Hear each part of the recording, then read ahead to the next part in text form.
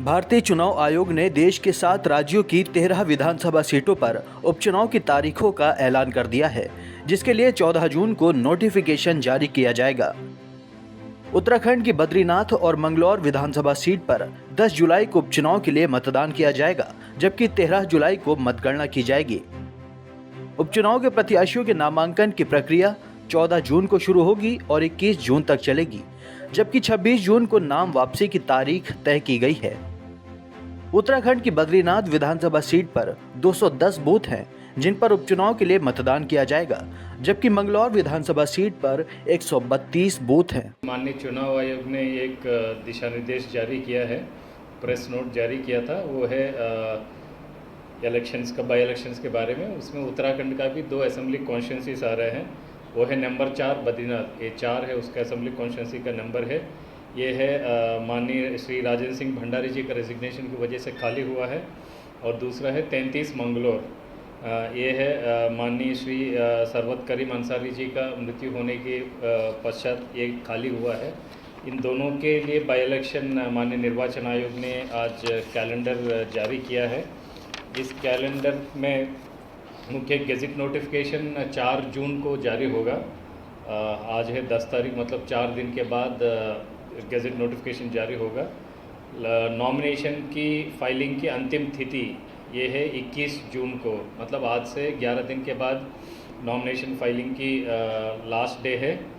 और scrutiny, nomination की scrutiny है 24 जून तारीख को है नॉमिनेशन की स्क्रूटनी।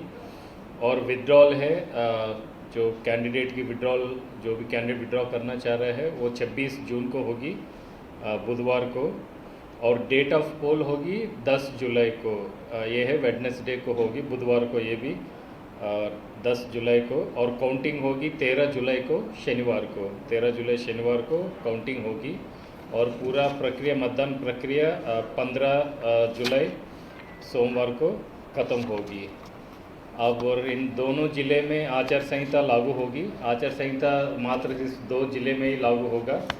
और जो ट्रांसफ़र पोस्टिंग जहाँ तक संबंधित है वो उस असेंबली कॉन्स्टिट्यूंसी के अधिकारियों के ऊपर लागू होगा।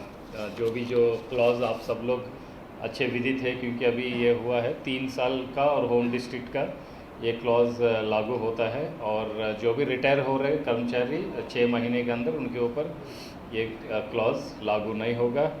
और जो बाकी डिटेल से कितने वहाँ पर मतदान केंद्र है, मैं रिक्वेस्ट करूँगा मेरे साथी, मेरा असिस्टेंट सीईओ मसूदास जी से आपको अवगत कराएंगे।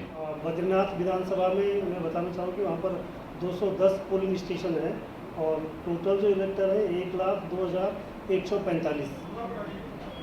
टोटल पोलिंग स्टेशन 210 है बद्रीनाथ विधानसभा में, और टोटल जो इलेक्टर है वो 1,02,145 है। सर्विस इलेक्टर वहाँ पर 2,566 है।